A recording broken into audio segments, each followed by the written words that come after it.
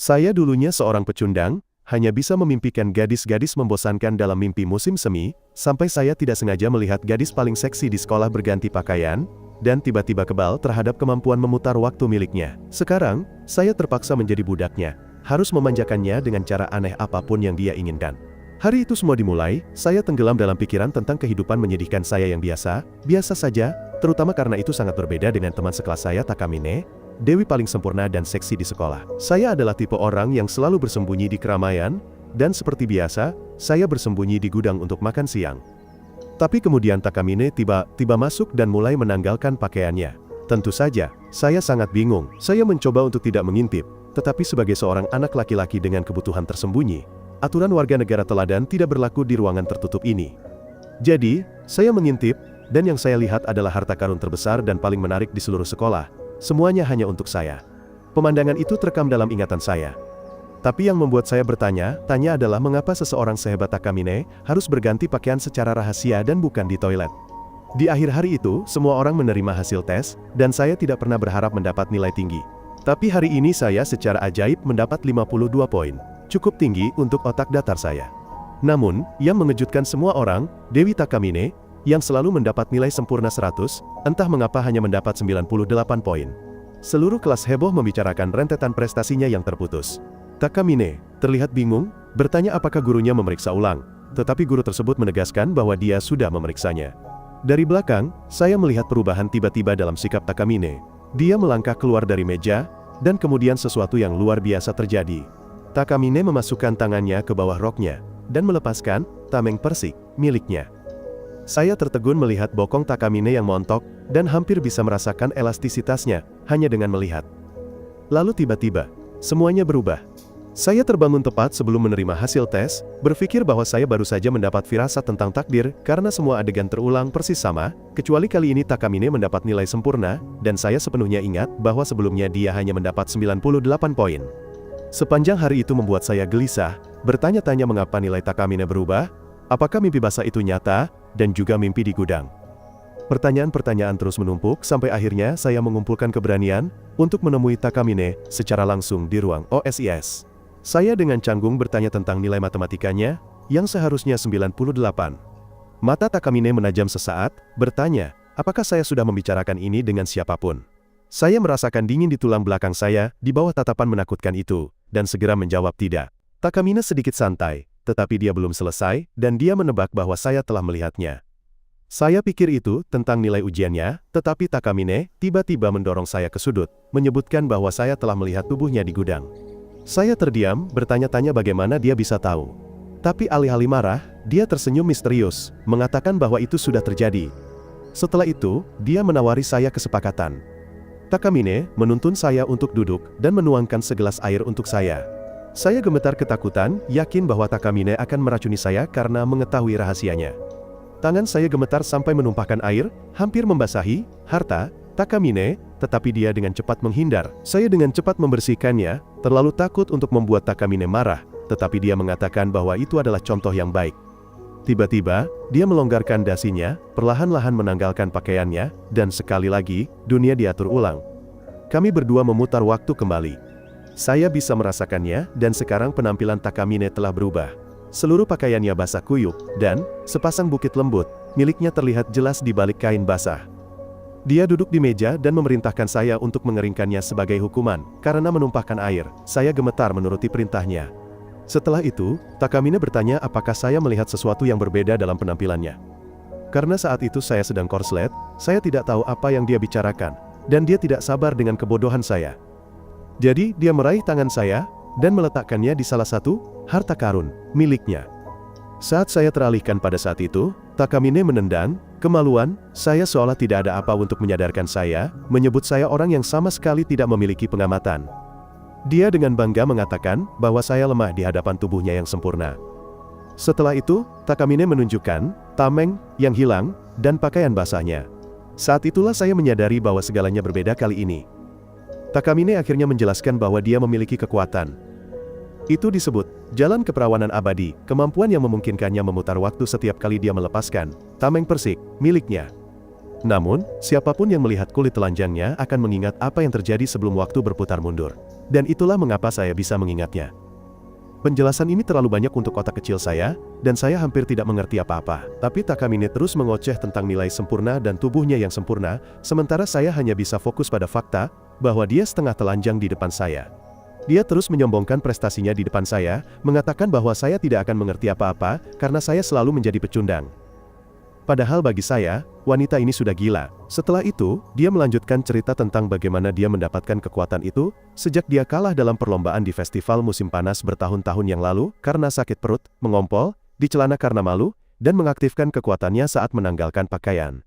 Meskipun dia berpikir bahwa dia mendapatkan kekuatan itu karena kemuliaan namanya yang termasyhur. Dalam hati, saya pikir dia benar-benar membutuhkan seorang dokter. Ketika Takamine menyelesaikan ceritanya, dia mengungkapkan alasan mengapa dia menceritakan semua ini kepada saya adalah, karena dia membutuhkan seorang budak. Karena setiap kali dia menggunakan kekuatannya, dia kehilangan pakaian dalamnya. Jadi, dia membutuhkan seseorang untuk terus membawakannya pasangan baru. Dan karena saya tahu rahasianya, saya sangat cocok untuk pekerjaan ini, karena saya adalah pecundang terbesar di seluruh sekolah, dan tidak ada yang akan curiga jika saya menjadi budak kecilnya. Saya sudah muak dengan omong kosong ini, jadi saya segera meninggalkan ruangan, tetapi Takamine menghentikan saya sebelum saya mencapai pintu, bertanya mengapa saya tidak ingin menerima pekerjaan ini. Saya terus terang mengatakan bahwa kekuatannya mencurigakan, dan caranya meminta itu salah. Saya tidak ingin terlibat dalam hal ini. Takamine tidak ingin kalah, jadi dia menghalangi jalan dan menarik saya. Jadi kami berdua jatuh dengan saya di atasnya. Dia sekali lagi mengambil tangan saya untuk memegang, asetnya yang montok, merayu saya dengan tatapan panas, tetapi tiba-tiba, dia berteriak. Teriaknya menarik perhatian semua orang ke ruang OSIS. Dengan posisi kami saat itu, semua orang dengan cepat memanggil polisi, dan Takamine mengatakan bahwa saya telah melecehkannya. Saya sudah tamat. Dengan air mata palsu Takamine, semua orang percaya pada gadis yang kesusahan, dan saya adalah seorang cabul. Saya menyadari itu adalah jebakannya untuk membuat saya berpikir ulang. Dan akhirnya, Takamine mengatur ulang waktu, sebelum kekacauan terjadi. Dan dengan senyum puas, Takamine mengatakan bahwa saya harus bersyukur setelah dia menyelamatkan saya dari dicap sebagai orang mesum. Dan sebagai ucapan terima kasih, dia meminta saya membantunya mengenakan tameng persik. Sementara semua orang akan mati-matian untuk berada di posisi saya, melayani wanita gila ini, saya memejamkan mata saat memakaikannya. Kenapa kamu begitu ragu? Takamine menyadarinya, mengejek saya sebagai pengecut yang menyedihkan karena memejamkan mata. Meskipun sebelumnya saya mengintip, sekarang saya berlutut di lantai meminta maaf, bersumpah bahwa itu adalah kecelakaan. Dan Takamine meneliti saya, menyadari bahwa meskipun ada segalanya, dia mengakui saya masih memiliki sisi baik saya. Malam itu, saya memimpikan Takamine. Dari bagaimana tubuhnya rentan di depan saya, hingga bagaimana dia dengan licik menipu saya, diakhiri dengan polisi yang menyerbu masuk untuk menangkap saya terbangun terengah-engah, masih mengingat kejadian itu dengan jelas. Saat itu juga, ponsel saya bergetar, dan saya melihat itu adalah pesan dari Takamine berisi foto dirinya, dan peringatan untuk saya, mengingatkan saya bahwa ini adalah hari pertama saya menjadi budaknya. Dalam perjalanan ke sekolah, saya khawatir tidak tahu tugas apa yang akan dia berikan kepada saya. Di belakang saya, Dewi Takamine sendiri telah tiba, dan para siswa mengerumuninya, menyapa seolah-olah dia adalah seorang dewi. Tapi saya tidak bisa tidak berpikir, bahwa seseorang yang begitu dipuja, bisa saja adalah iblis dalam penyamaran. Anak laki-laki di dekatnya berbisik-bisik iri, tetapi dia tidak peduli dan mencondongkan tubuh ke telinga saya. Berbisik agar saya segera pergi ke ruang OSIS. Di dalam, saya merasa cemas berada di ruangan yang sama dengan gadis gila yang seksi. Takamine menggoda saya karena cemas, mengatakan bahwa kami adalah tuan dan budak sebelum langsung ke inti masalah dengan memberi saya sebuah tas penuh, tameng persik, miliknya. Dia menjelaskan dengan sederhana bahwa pekerjaan saya adalah membawa tas itu, dan siap menyediakan pakaian dalam untuknya, kapanpun dia membutuhkannya. Saya mencoba menolak, mengatakan betapa berbahayanya itu, tetapi Takamine mengingatkan saya bahwa kekuatannya tidak memiliki kesabaran, dan jika saya melawan, dia dapat memutar waktu kembali dan mengembalikan saya ke saat ketika semua orang menganggap saya orang mesum. Pikiran itu saja sudah membuat saya hancur, dan saya enggan setuju. Takamine menyeringai, membuka kancing kemejanya, berjanji akan memberi saya hadiah karena menjadi anjing yang baik. Saya gemetar saat Takamine menyilangkan kakinya di bawah saya, mendorong saya jatuh ke belakang. Dia melayang di atas saya, menggoda, berpura-pura akan melepas tameng persik miliknya, sampai saya memejamkan mata dan memohon padanya untuk berhenti. Dasar jelek. Dia menyeringai, menikmati berada di atas, tetapi akhirnya mundur. Dia mengakui akan lebih baik jika saya mematuhinya tanpa ancaman. Dan karena dia masih memiliki sedikit rasa malu, dia tidak ingin orang lain melihat pakaian dalamnya, tetapi karena dia mempercayai saya adalah pengecualian.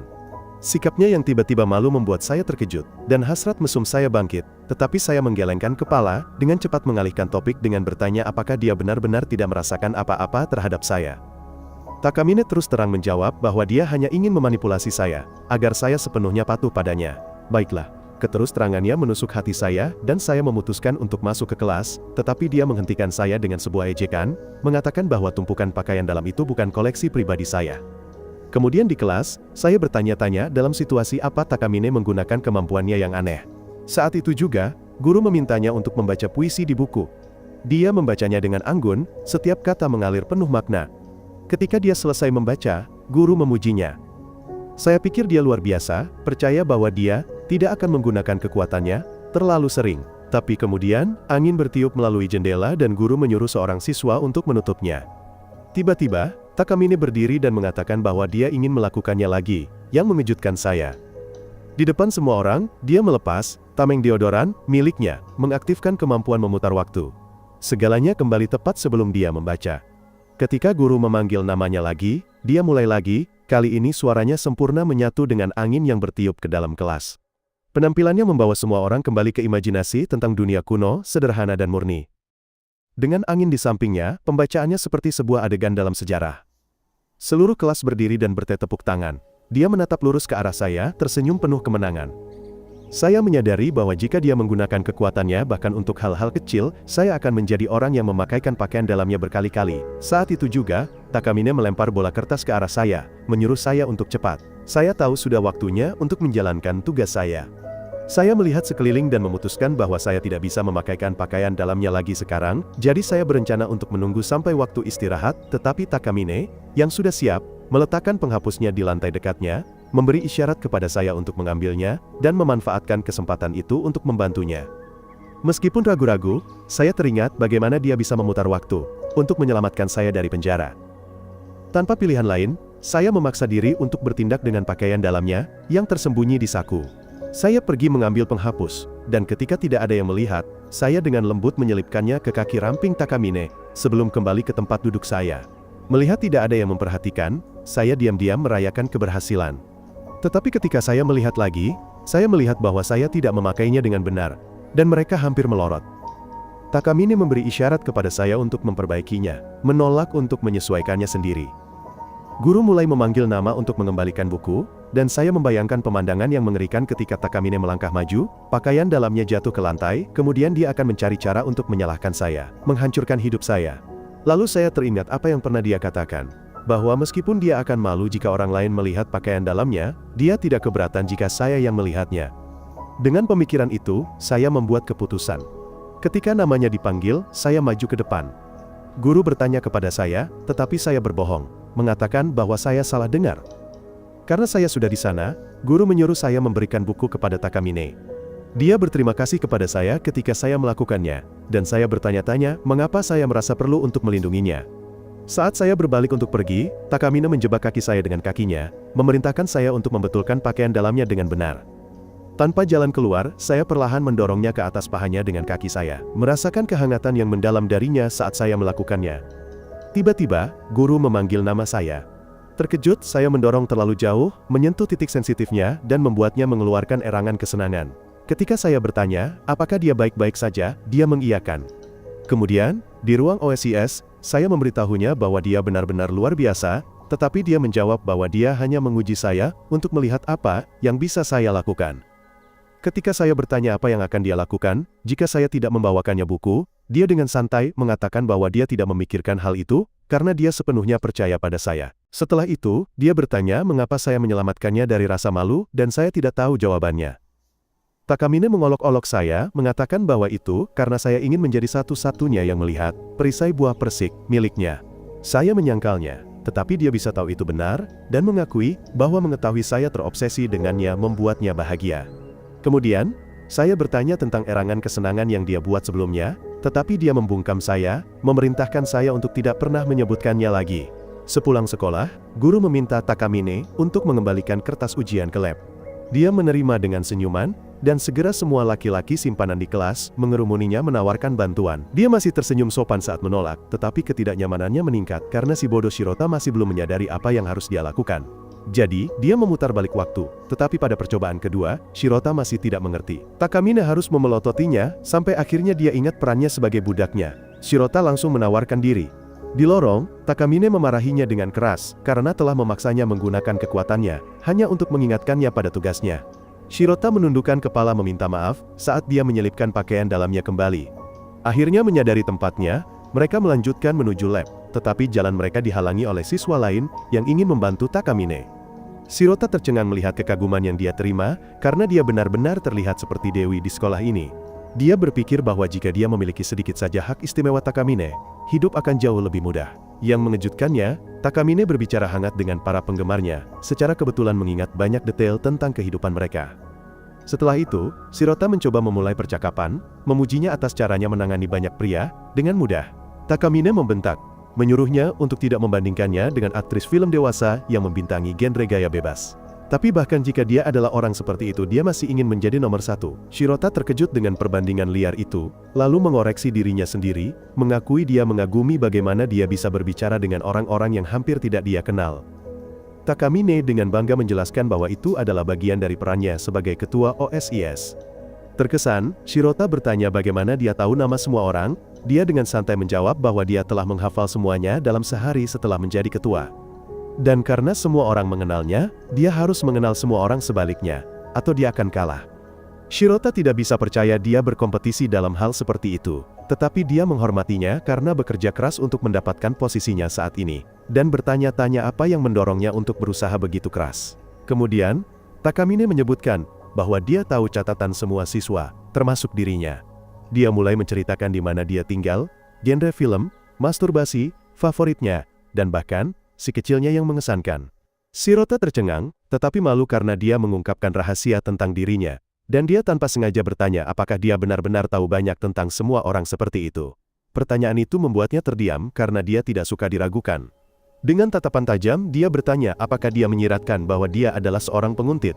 Kemudian, dia dengan dingin menunjukkan karakteristiknya yang lain, sangat sombong, dan dengan senyum licik, sedikit mesum. Shirota membeku mendengar komentar terakhirnya, dan Takamine membungkuk untuk bertanya apakah dia salah. Bingung, dia berbalik bersikeras bahwa dia tidak akan menjawab, dan bagaimanapun juga dia tidak ingin dilihat dengan tatapan mesum. Itu melukai harga dirinya, jadi dia menjegal kakinya, menyebabkan dia jatuh ke lantai. Kemudian, berdiri di atasnya, dia menantangnya, bertanya apa yang akan dia lakukan jika dia suka dilihat olehnya. Pikiran Shirota berputar, melihat bahwa dewi sekolah menggodanya sejauh ini, bahkan membuka kancing bajunya hanya untuk melihat reaksinya. Dalam kepanikan, dia keceplosan bahwa mereka perlu menjadi pasangan yang berkencan, sebelum dia bisa menjawab pertanyaan itu dengan serius. Takamine berkedip, lalu tersenyum, sama sekali tidak menyangka jawaban itu. Mengabaikan drama itu, dia duduk di sampingnya, dengan lembut bertanya apa maksudnya dengan mengatakan pasangan sebelumnya. Shirota panik, bersikeras bahwa dia tidak bermaksud begitu sebagai keinginan, dan dia tersenyum lagi, geli dengan kebingungannya, lalu bangkit dan pergi sambil mengatakan bahwa dia menyukai jawabannya. Shirota ditinggalkan dalam kebingungan. Dia ingin mengejarnya tetapi dia tersandung tangga dan jatuh. Kemudian, ketika dia terbangun, dia berada di ruang kesehatan, kepalanya di pangkuan Takamine. Terkejut, dia bertanya apa yang terjadi, dan dia menjelaskan, dia jatuh dari tangga.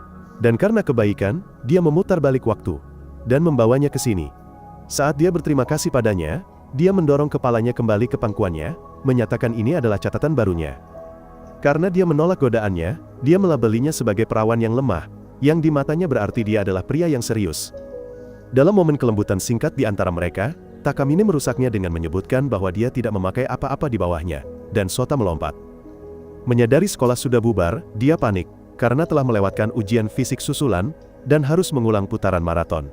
Bertekad, dia mengakui bahwa dia ingin menang setidaknya sekali, dan tekad itu membuat Takamine terkesan. Jadi, Takamine memutuskan untuk menonton ujian susulan itu sendiri, tetapi dia tidak membuatnya lebih mudah.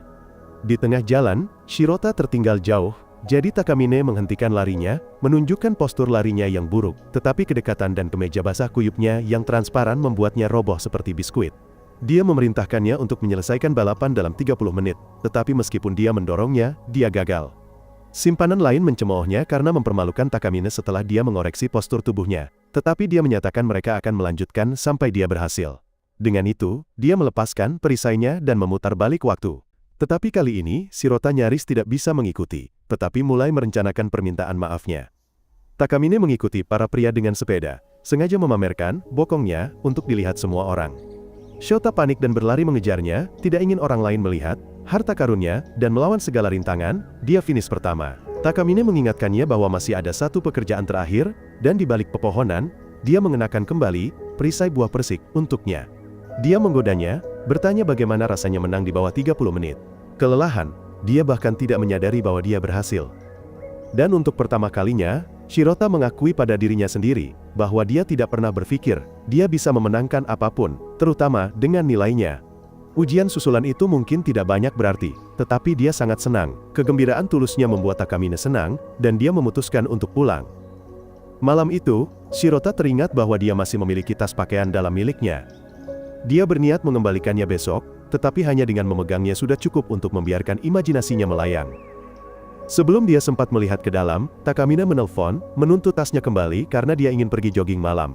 Shirota ragu-ragu, curiga ini hanyalah ujian lain, tetapi kemudian dia mengirim foto dirinya tanpa perisai, menyatakan dia akan keluar tanpa memakainya karena dia tidak menjawab. Panik, Shirota berlari keluar untuk menemuinya. Dia mengirim foto lain dari taman terdekat dengan seorang pria asing di latar belakang yang mengintipnya. Pikiran Shirota dipenuhi dengan skenario terburuk, di mana dia dipermainkan seperti mainan. Sebenarnya, Takamine berniat berpura-pura minta maaf dan pulang, mengubah semuanya menjadi lelucon. Tapi ketika Shirota benar-benar muncul, dia diam-diam senang. Meskipun dia menyembunyikannya di balik topeng tsundere, memujinya karena reaksi cepatnya, dan mengetahui posisinya sebagai budaknya. Shirota bersikeras bahwa itu bukan ketaatan. Dan jika sesuatu yang buruk terjadi, dia tidak bisa memutar balik waktu, karena dia tidak memakai pakaian dalam. Takamine terkejut dengan sentimen manisnya, tetapi menyamarkannya dengan godaan lain. Bertanya apakah dia membayangkan adegan dia disentuh oleh orang lain. Bingung, dia menyangkal, mengatakan bahwa dia hanya khawatir. Wajahnya melunak, dan untuk pertama kalinya, dia berterima kasih padanya dengan tulus. Dia mengakui bahwa dia adalah satu-satunya yang mengkhawatirkannya, dan karena dia tahu rahasianya, dia harus merasa terhormat karena dia adalah orang yang istimewa. Kata-katanya adalah pujian dan ejekan, tetapi Shirota tidak bisa tidak tersenyum. Mengetahuinya dengan cara yang tidak diketahui orang lain membuatnya merasa hangat. Sejak saat itu, dia diam-diam berjanji, tidak akan pernah melepaskan pandangannya darinya lagi. Keesokan harinya saat pelajaran renang, Takamine terjun ke air dan mengejutkan semua orang dengan kecepatannya, saat dia mengalahkan Uko, andalan tim renang, yang pernah berlatih di luar negeri dengan Michael Phelps. Saat dia keluar dari kolam, air menetes di tubuhnya seperti hidangan lezat. Kerumunan mengagumi sosoknya yang indah. Bahkan Shota membeku, mulutnya terbuka. Tapi sebelum dia sempat memprosesnya, Takamine dengan santai mengatakan bahwa dia ingin balapan lagi, dan tiba-tiba mengaktifkan kekuatannya. Waktu berputar balik dan balapan dimulai lagi. Kali ini dia berenang gaya punggung, menghadap ke atas, memastikan seluruh kelas bisa melihat goyangan asetnya yang bergerak sepenuhnya. Shirota tidak mengerti mengapa dia perlu mengulang ujian, tetapi sudut pandang yang sempurna itu membuatnya ingin melakukan hal-hal yang melibatkan sebotol vaseline dan beberapa tisu. Setelah finish pertama lagi, dia langsung menghampirinya, dan bertanya mengapa dia tidak penasaran mengapa dia mengulang ujian. Tapi Shirota hanya mengatakan bahwa dia tidak punya waktu untuk bertanya. Dia mengatakan bahwa dia hanya ingin meninggalkan kesan yang abadi, kesan yang akan membuatnya menjadi materi untuk sesi masturbasi para pria, dan kemudian menggodanya dengan bertanya penampilan mana yang membuat adik kecilnya berdiri. Shirota terdiam, menyadari bahwa jika dia mengakui dia menyukai gaya punggung, itu berarti dia telah menatap tubuhnya. Tapi sebelum dia menjawab, Takamine menyadari dia tersipu, dan menggodanya lebih keras, mengatakan bahwa matanya telah memberinya jawaban yang dia inginkan. Kemudian dia bertanya bagaimana dia memutar balik waktu, meskipun tidak mengenakan perisai apapun. Dan dia mengungkapkan bahwa kali ini, dia mengorbankan salah satu stiker putingnya. Tapi hanya memikirkan, dia hanya memakai satu stiker puting, sudah cukup untuk membuatnya roboh lebih dari 1000 pria di depan Bonnie Blue. Takamine membungkuk dekat dan berbisik di telinganya untuk tetap tinggal sepulang sekolah. Malam itu, dia menariknya ke mall untuk membeli perisai buah persik baru. Shirota berkeringat dingin, tidak tahu harus melihat kemana. Ketika dia bertanya mengapa dia ada di sini, dia menyeringai dan mengatakan bahwa dia harus datang, karena sekarang dia adalah budaknya. Lalu hanya untuk menyiksanya, dia bertanya pasangan mana yang harus dia beli. Dia bergumam bahwa apapun akan berhasil, tetapi dia tidak akan membiarkannya, jadi dia memaksanya untuk memilih. Dia meraih secara acak, dan secara tidak sengaja, memilih pakaian dalam paling konyol di toko, gaya Mia Khalifa. Bagus. Takamine tersenyum dan mencobanya, tampak seolah-olah dia akan mengalami pertarungan yang intens. Panik, dia beralih ke yang putih bersih untuk menunjukkan kemurniannya, lalu beralih ke yang hitam karena dia sebenarnya adalah iblis. Kemudian, dia mempertimbangkan warna merah muda karena kebaikannya, tetapi dalam keputusasaan, dia memilih biru. Ketika dia bertanya mengapa, dia bergumam bahwa dia tidak punya alasan. Dia menyeringai dan menariknya ke ruang ganti. Shirota panik, mengatakan bahwa dia seharusnya tidak berada di sini, tetapi dia menyuruhnya berlutut karena dia adalah orang yang akan memakaikannya untuknya. Dia mengangkat roknya, memperlihatkan dia mengenakan celana ketat tebal, jadi dia tidak akan melihat apa-apa. Dia mencoba bersikap keren, tetapi wajahnya melayang berbahaya mendekati zona terlarang miliknya yang berbau harum seperti bunga saat dia menyelipkan kain ke kakinya, tetapi aroma dan kehangatan yang terlalu kuat membuatnya pingsan di tempat. Setelah itu, dia bertanya lagi mengapa dia memilih pasangan warna biru. Shirada mencoba menghindar, tetapi dia menyudutkannya ke dinding dan menuntut jawaban darinya. Dia keceplosan mengatakan itu karena dia terlihat seperti seseorang yang di luar jangkauannya. Dia memilih warna biru karena itu seperti dia yang tinggi, seperti langit biru dan sedalam laut biru. Takamine tidak mengatakan apa-apa, hanya berjalan keluar dari lantainya, meninggalkannya dalam kepanikan, berpikir dia tidak menyukai pilihannya. Tapi setelah beberapa saat hening, dia tersipu dan diam-diam mengakui bahwa jika dia memakainya, kekuatan jalan perawan abadi miliknya tidak akan ada lagi. Keesokan harinya, Shiroda menderita flu dan terlihat pucat di kelas. Setelah kelas, dia mencoba segera pulang, tetapi Takamine bersikeras mengantarnya pulang, karena dia tinggal di dekat sana. Di rumahnya, dia terkejut melihat kamarnya benar-benar bersih, lalu segera memeriksa laptopnya, untuk mencari simpanan, materi pelajaran, rahasianya. Dia membantingnya menutup. Dalam kepanikan, dia tertawa, mengatakan dia harus menjaga budaknya sebelum menjadi tidak berguna. Ketika dia bertanya apakah dia sudah makan dengan benar, dan dia mengakui tidak, dia menawarkan untuk memasak. Dia menolak, tetapi dia mengabaikannya. Dia menggodanya, bertanya apakah dia harus hanya mengenakan celemek saat memasak dan bahkan menyeka keringatnya, tetapi Shiroda tidak tahan lagi. Dia kehilangan kesabaran, mendorongnya keluar, dan mengatakan dia bisa menjaga dirinya sendiri. Tetapi Takamine memutar balik waktu, dan tiba-tiba ada semangkuk nasi hangat di mejanya, dan handuk baru di sampingnya. Dia mengatakan, dia membuatnya dari dapurnya, dan akan menghangatkan handuk lagi jika sudah dingin. Saat dia makan, Shiroda bertanya-tanya, mengapa dia berubah antara menggodanya dengan kejam dan memperlakukannya dengan sangat baik. Kemudian, saat dia di tempat tidur, Takamine menyelinap masuk untuk memeriksa apakah makanannya baik-baik saja. Dia bilang baik-baik saja, tetapi yang mengejutkannya, dia naik ke tempat tidur di sampingnya, mengatakan kehangatan tubuh sangat penting untuk melawan flu. Dia keberatan, tetapi dia memutar balik waktu, menghilangkan semua keringat di tubuhnya sehingga dia berbau bersih. Dia mengatakan, itu bukan masalahnya, tetapi dia hanya bersandar lebih dekat, bertanya apakah dia lebih suka, dia berbau manis. Dia menyerah dan berbalik, tetapi dia memeluknya, menyuruhnya untuk menganggapnya tidak lebih dari botol air panas. Jantung Shiro berdebar kencang, mengetahui dia berbaring di tempat tidur dengan dewi sekolah, tetapi Takamine melunak, mengakui dia sudah keterlaluan, dan meminta maaf. Lalu, dia menekan wajahnya ke tubuhnya, mengatakan itu akan membantunya rileks dan tidur lebih nyenyak. Dia memperingatkannya untuk tidak memiliki pikiran kotor, karena itu hanya untuk kesehatannya. Tetapi yang mengejutkannya, untuk pertama kalinya, Shiro tidak merasakan apapun yang kotor, melainkan dia merasa aman. Dengan lembut, dia bertanya apakah ini hanya dia bersikap baik untuk memastikan dia akan tinggal. Dan pertanyaan itu mengejutkannya, jantungnya berdebar kencang. Dia membuka mulutnya untuk menjawab, tetapi Shirota sudah tertidur sebelum dia bisa menjawab. Dalam perjalanan pulang, dia melihat anak-anak berlarian dan mengingat masa kecilnya yang kesepian. Saat itu, dia tidak pernah punya teman. Tapi suatu kali, ketika dia memberi makan kucing hitam, Shirota muncul dan memberinya susu bersamanya. Dan sejak hari itu, dia mulai menyukainya, tetapi dia bahkan tidak ingat. Kembali ke rumah, dia bermain dengan kucing itu, Kuro, dan bergumam padanya tentang betapa bodohnya. Shiroda berpikir bahwa kebaikannya kepadanya hanyalah untuk menahannya, dan bukan karena dia benar-benar peduli, yang sebenarnya dia lakukan.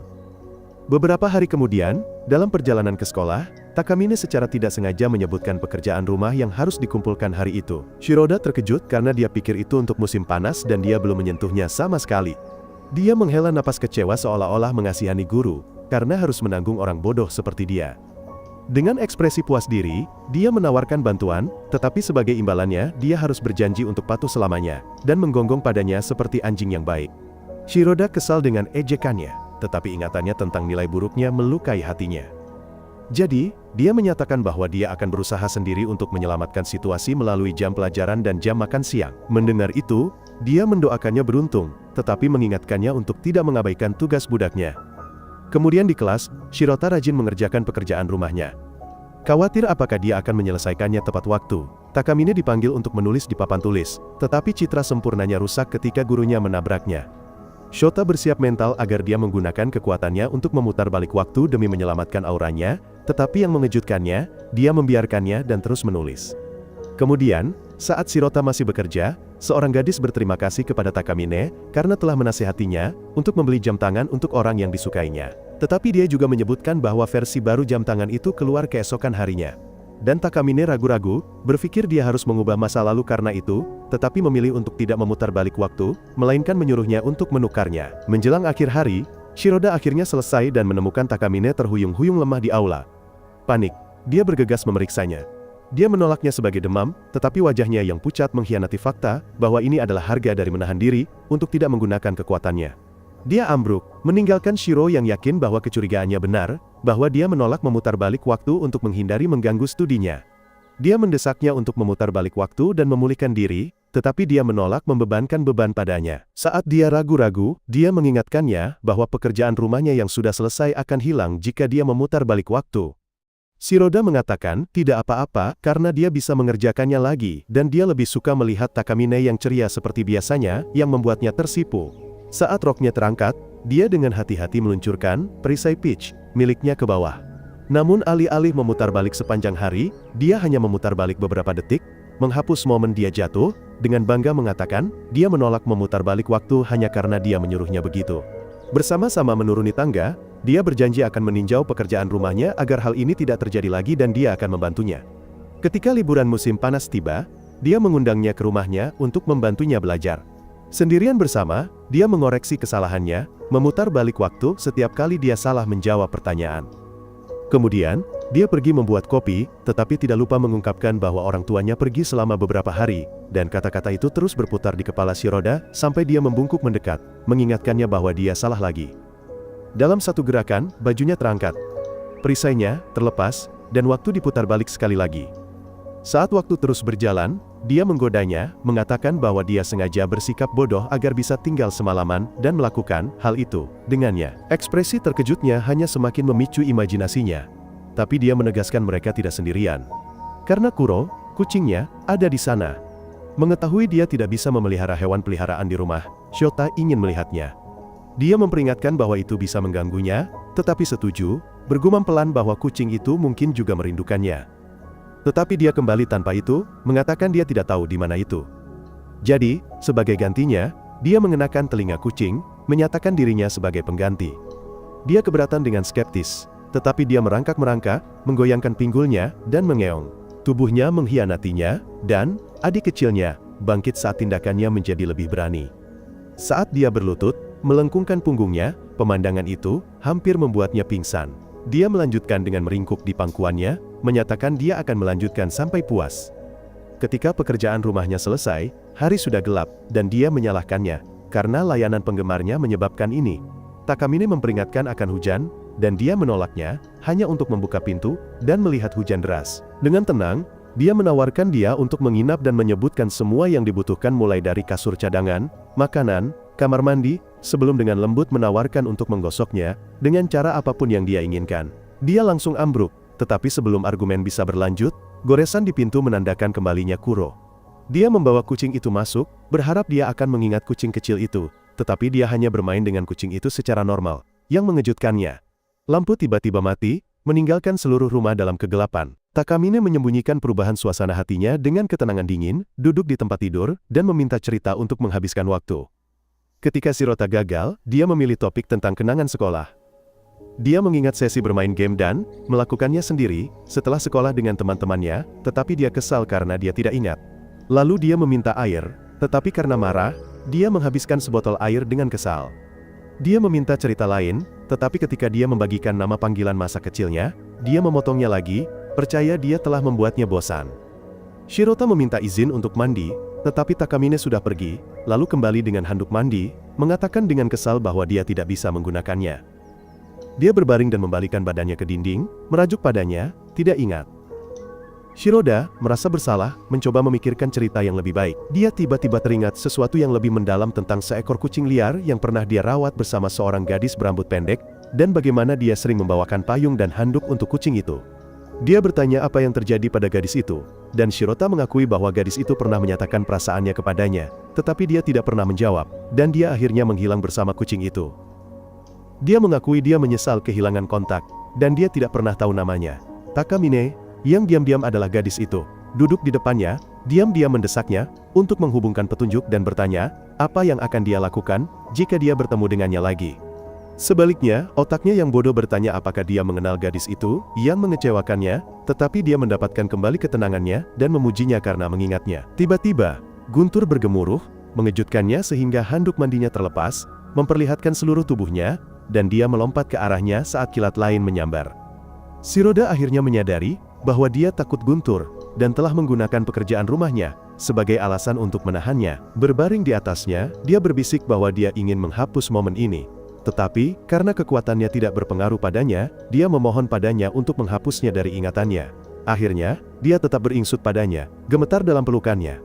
Dan untuk pertama kalinya, Suta melihat kelemahannya terungkap di samping Takamine, yang belum pernah dilihat orang lain. Ketika lampu menyala kembali, Takamine dengan cepat berdiri, melilitkan handuk mandi di tubuhnya dan pergi ke dapur, mengatakan dia akan memasak sesuatu. Shiroda mencoba memprotes bahwa dia baik-baik saja, tetapi dia menolaknya σχιριζόμενη ότι δεν είναι για αυτόν και εξακολούθει να υποσχέται να ετοιμάσει το μερίδιο του αν παίξει μαζί. Αφού είναι μόνη προτείνει ένα παιχνίδι ρολών ως νιοπαντρί και όμικρον, κανόνας είναι απλός. Jika salah satu dari mereka menolak, mereka tidak akan pernah memiliki hubungan romantis selama sisa hidup mereka. Shiroda menggerutu tentang ketidakmasukakalan, tetapi bagi Takamine, itu sempurna. Baginya, dia adalah yang paling mudah diajak bermain, orang bodoh yang tidak bisa menolak. Dengan permainan yang sudah diatur, dia menyelinap ke dapur untuk memasak. Ketika Shiroda memeriksanya, dia terkejut dengan pemandangan Takamine, yang terlihat seperti hidangan penutup dengan celemeknya. Sebelum dia bisa bereaksi lebih jauh, dia bersikeras agar dia memperlakukannya seperti istri kesayangannya. Dengan canggung, dia menurut dan memintanya untuk memakai perisai peach miliknya. Senang, dia menyuruhnya untuk membantunya, dan dia dengan enggan memakaikan baju besi padanya untuk menutupi penampilan kue keju itu. Setelah selesai, dia memintanya untuk membantu membuat sup, tetapi Shiroda sangat terganggu oleh kehadirannya, sehingga dia akhirnya membakarnya. Kesal, Takamine memutar balik waktu dan memarahinya dengan lembut karena kecerobohannya.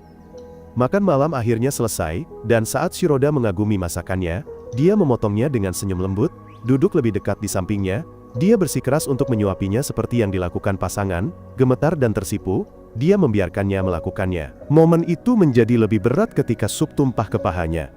Dia panik, khawatir itu panas. Tetapi sebelum dia bisa bertindak, dia membalikkan keadaan, menyuruhnya untuk menjilatnya bersih dari tubuhnya, tidak ingin menyia-nyiakan rasa sup yang bercampur dengan keringatnya. Dia bahkan berdiri, memberinya pemandangan penuh kulit dan kakinya yang halus. Tepat ketika dia ragu-ragu, dia memutar balik momen itu, tertawa terbahak-bahak menganggapnya sebagai lelucon, dia menyatakan dia masih memiliki harga dirinya, meninggalkannya merintih dalam kebingungan. Tidak yakin mana yang nyata, dan mana yang hanya godaan. Mereka selesai makan malam, dan setelah itu, Takamine menawarkan untuk menyiapkan bak mandi. Shiroda sukarela mencuci piring agar dia bisa pergi duluan, tetapi dia menolak, bersikeras bahwa mereka harus mandi bersama, sebagai pasangan. Ketika dia bereaksi terkejut, dia hanya tersenyum, dan mengatakan itu adalah lelucon lain. Setelah itu di kamar mandi, dia akhirnya santai mencari sabun. Tapi tiba-tiba, Takamine masuk hanya dengan handuk, tersenyum licik, dan mengatakan bahwa hanya karena dia sering bercanda tidak berarti dia akan berhenti. Dia berjalan mengelilinginya dengan tatapan yang membuatnya cemas, lalu menggodanya dengan berpikir bahwa dia mungkin menggunakan sampo miliknya secara mesum. Sebelum dia bisa membela diri, dia menjatuhkan handuknya, memperlihatkan pakaian renang yang terlalu terbuka, pakaian yang hampir membuat video ini berperingkat R. Dia mencoba pergi, tetapi dia menghentikannya, mengatakan bahwa dia akan memandikannya, dan dia menyebutnya latihan untuk ketika dia menjadi seorang istri. Shota terdiam, terkejut dengan seberapa jauh imajinasinya. tetapi dia menyingkirkannya sebagai imbalan untuk tinggal. Dia dengan enggan menerima, meskipun dia memperingatkannya untuk tidak berlebihan. Di dalam dia bergumul dengan hasratnya, kendali dirinya retak di hadapannya. Ketika dia mulai mengoleskan sabun di punggungnya dengan tangan kosong, dia mencoba mengalihkan perhatiannya dengan menghitung dalam hatinya, tetapi itu gagal ketika sesuatu yang lembut dan memantul menekan padanya. Khawatir, dia berbalik hanya untuk melihatnya memegang 2 balon berisi air, tersenyum licik atas kepanikannya. Setelah dia selesai dengan punggungnya, dia beralih ke bagian depan, dan mengatakan sudah waktunya untuk mencuci rambut. Dia keberatan bahwa dia berjanji hanya akan mencuci punggung, tetapi dia memutarbalikkan kata-katanya, mengatakan bahwa dia tidak pernah menentukan bagian mana. Dia mulai mencuci rambutnya, tangannya bergerak lambat dan hati-hati. Dia mencoba menahan diri, tetapi kemudian dia secara tidak sengaja, menyebutkan bahwa sampo itu adalah miliknya. Pikiran itu menghantamnya, menyadari bahwa dia akan berbau seperti dirinya. Tubuhnya bereaksi, darah mengalir ke bawah. Dengan putus asa, dia mencoba menghentikannya, tetapi dalam kecerobohannya, tangannya menyentuh bukit kembar miliknya. Keduanya terdiam sejenak, lalu Takamin tersenyum licik, menggodanya lagi karena kurangnya kesabaran. Dia panik, melompat ke bak mandi untuk menyembunyikan dirinya. Tetapi ketika dia menyadari apa yang coba disembunyikan tangannya darinya, dia segera meminta maaf, menyatakan misinya telah selesai. Setelah itu, berbaring di ruang tamu, Shiroa merenungkan semua yang terjadi di kamar mandi, bertanya-tanya bagaimana Takamin bisa bertindak sejauh itu dengannya. Kedamaiannya berakhir ketika dia mengetuk pintu, menyuruhnya mengatur alarm, lalu masuk tanpa menunggu. Dia melompat ke atasnya dengan gaun tidur yang hampir tidak menutupi apapun. Melayang di atasnya, dia mengingatkannya bahwa posisinya selalu di atas.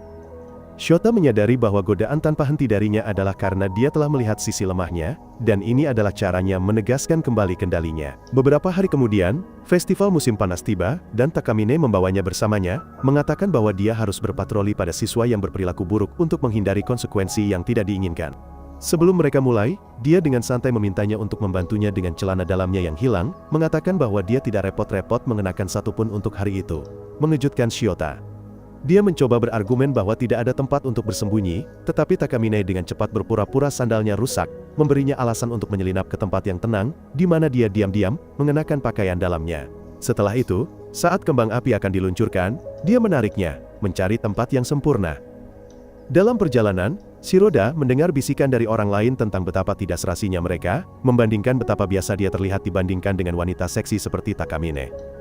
Anehnya, kata-kata itu malah membuatnya bersemangat, dan dia bertanya-tanya bagaimana jadinya jika itu benar, jika dia akan lebih lembut, lebih manis, dan langsung mengundangnya untuk menghabiskan waktu bersama melakukan hal itu. Pikiran itu terganggu oleh ledakan kembang api di atas kepala mereka. Takamin menghela napas, mengatakan bahwa tidak ada masalah di sini dan memutarbalikkan waktu untuk mencoba lokasi lain. Di jembatan, Shiroa melihat pasangan bertukar minuman dari mulut ke mulut. Pikirannya mengembara, bertanya-tanya apakah mereka bisa melakukan hal yang sama. Ketika dia meminta segelas air, dia membayangkannya sejenak, tetapi sebaliknya dia memintanya untuk membantunya dengan celana dalamnya lagi. Mereka mengulang proses ini di berbagai lokasi, setiap kali memutarbalikkan waktu, membuatnya semakin lelah. Akhirnya, mereka sendirian dan tidak menemukan masalah. Perlahan, Shiro menyadari bahwa dia tidak memutarbalikkan waktu karena tugas, tetapi untuk mengulang momen-momen kencan. Bergerak melalui tempat-tempat yang biasa dikunjungi pasangan. Dia merasa curiga, berpikir bahwa mungkin yang sebenarnya diinginkan Takamin adalah alasan untuk berkencan. Dia menatapnya saat itu, dan pada saat itu, kembang api meledak di atas kepalanya, menyinari wajahnya. Dia terpesona oleh kecantikannya, tidak yakin apakah itu dia, atau kembang api yang membuatnya menahan napas. Dia tersenyum hangat, berkata, kali ini kita tepat waktu. Dia setuju, bergumam bahwa itu indah, meskipun dia tidak lagi yakin, apakah dia berbicara tentang kembang api atau tentang dirinya. Tetapi untuk pertama kalinya, dia tersenyum padanya dengan lembut dan tulus, dan dia mengakui dia juga bahagia. Beberapa hari setelah festival, Takamin mengundang Shota untuk keluar selama hari terbuka sekolah. Dia ingin mengunjungi Oaku, sekolah untuk para jenius seperti dirinya dan Einstein. Tetapi memikirkannya saja membuat Shota tidak nyaman, karena dia tahu dia sama pintarnya dengan gadis-gadis OnlyFans. Ketika Takamine bertanya apa rencananya di masa depan, dia mengakui dia tidak yakin. Tetapi baginya, itu adalah jawaban yang salah. Dia berharap dia akan mengatakan bahwa dia akan mengikutinya kemanapun apapun yang terjadi. Dia tidak peduli dengan pilihannya, tetapi dia tetap harus menjadi budaknya. Tetapi bagi Shota, itu hanyalah cara lain untuk mengatakan bahwa dia harus masuk universitas yang sama dengannya. Dia menambahkan bahwa selama dia memenuhi persyaratannya, semuanya akan baik-baik saja. Dan Shiota mengeluh, berpikir bahwa ini masih jauh dari kebebasan. Saat berbicara tentang kebebasan, Takamin melakukan panggilan video dan menunjukkan pakaian dalam barunya yang seksi yang hampir tidak menutupi apapun. Shiroda hampir tersedak saat melihatnya, dan dia dengan santai mengingatkannya bahwa dia adalah orang yang memilih hal seperti ini sejak awal. Dan tanpa ragu, dia menunjukkan kepadanya pemandangan dari bawah, yang sangat menghancurkan baginya. Takamine menggoda bahwa mungkin suatu hari di universitas dia bisa menjadi sugar baby untuk para senior dan mengadakan pesta seks dengan mereka. Shiroda segera menghentikan pikiran itu, tahu bahwa itu adalah batas yang tidak boleh dia lewati, bahkan jika itu hanya lelucon. Dia mengubahnya menjadi ancaman, mengatakan bahwa jika dia tidak ingin dia menjadi seperti itu, dia harus mengikutinya ke universitas yang sama. Sebagai hadiah, dia adalah satu-satunya yang diizinkan melihatnya seperti ini. Shiroda mencoba berargumen, menunjukkan bahwa semua orang tahu, nilainya tidak cukup untuk lulus ujian masuk. Saat mereka masih menelpon, Churo tiba-tiba melompat ke meja, menjatuhkan ponselnya. Panggilan berakhir, tetapi dia dengan cepat mengiriminya pesan mengancam untuk menghukumnya jika dia tidak bisa masuk ke universitas yang sama dengannya. Beberapa hari kemudian, mereka mengunjungi kampus Alaku. Shiroda tiba lebih dulu, dan ketika Takamine muncul, semua mata tertuju padanya. Meskipun dia tidak berpakaian seperti dia berharga $20 per jam, dia mengenalinya dan menggodai Shiro karena terlalu banyak menatap. Sementara dia merasa malu, dia tidak bisa menyangkalnya. Tiba-tiba, dia berdiri di depannya menjelaskan bahwa kehidupan universitasnya bergantung padanya, karena dia berfungsi sebagai pembawa pakaian dalamnya.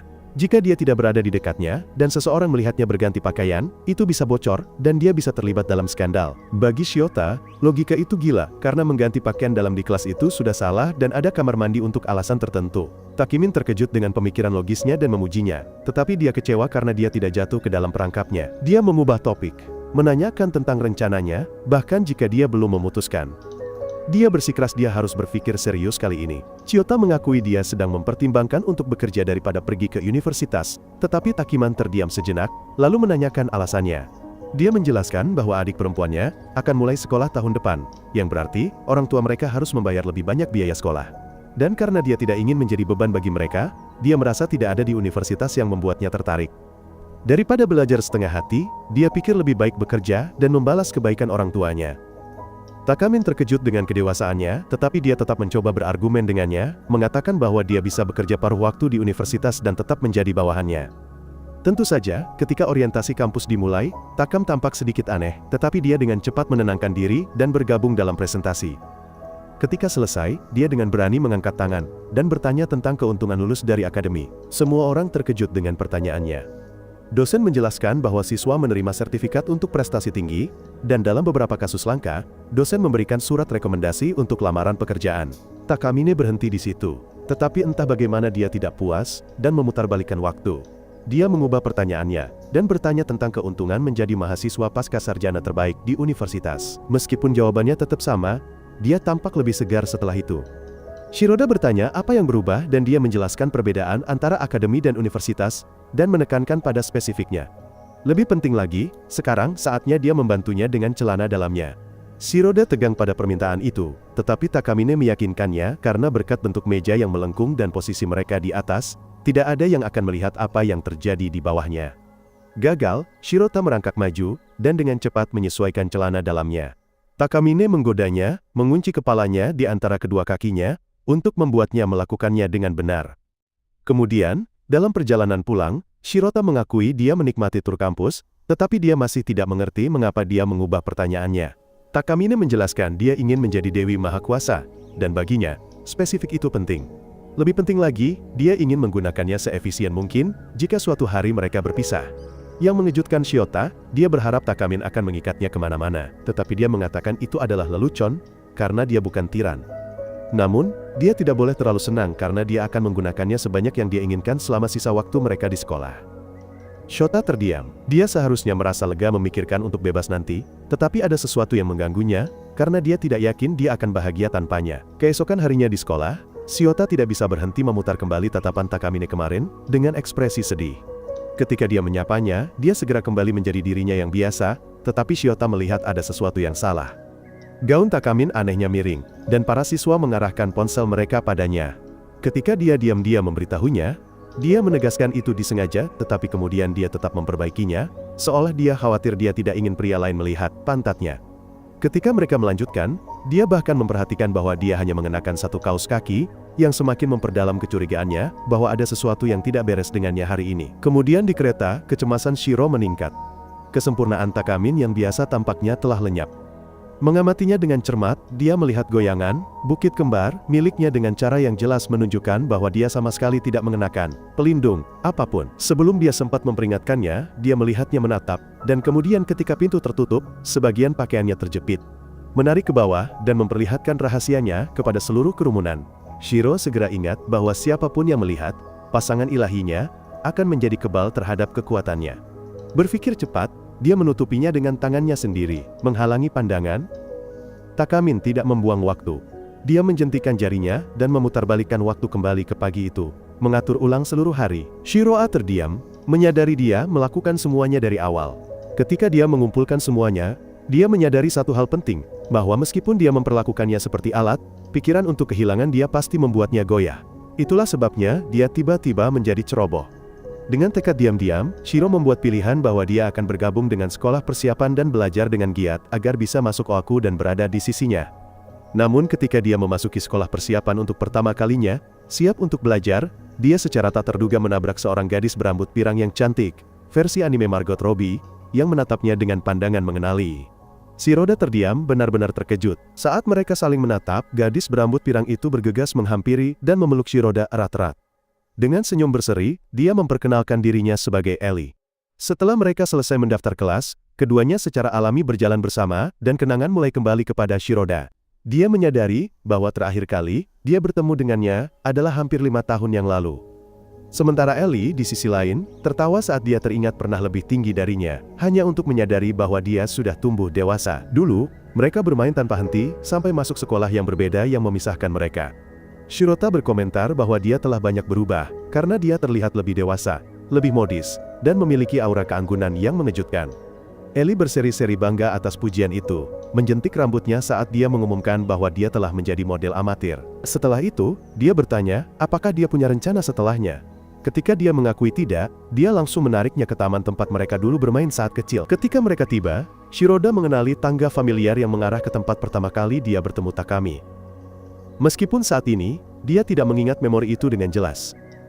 Saat dia tenggelam dalam pikirannya, Ellie tiba-tiba meraih tangannya, dan menariknya ke arah air mancur tempat mereka dulu bermain perang air. Dengan bersemangat, dia bertanya apakah dia ingin bermain lagi, tetapi Shiroa, yang kini sedikit lebih sadar diri, merasa malu, menunjukkan bahwa mereka bukan anak kecil lagi. Ellie, mengabaikan keraguannya, tetap berlari untuk mengambil balon air. Energinya tak terkendali seperti tahun-tahun sebelumnya. Ketika dia mengisi balon-balon itu untuk Shiroda, dia dengan gembira menjelaskan kembali aturannya seolah tidak ada yang berubah. Tetapi ketika tiba gilirannya untuk mengisi balon untuk dirinya sendiri, dia memilih balon yang terlalu besar, membusungkan pipinya dengan tekad. Tiba-tiba, satu balon meledak di tangannya, membasahi dia dari kepala sampai kaki. Shiroda dengan cepat memberinya handuk, tetapi Ellie melambaikan tangannya dengan senyum, menyatakan dia tidak membutuhkannya karena dia bahkan tidak mengenakan pelindung apapun. Pernyataan itu membuat Shiro terkejut, jadi dalam kepanikan, dia menyarankan mereka pergi makan es krim untuk mendinginkan diri. Dalam perjalanan ke toko, dia tidak bisa tidak khawatir. Ellie terlalu ceroboh dan tidak waspada sama sekali.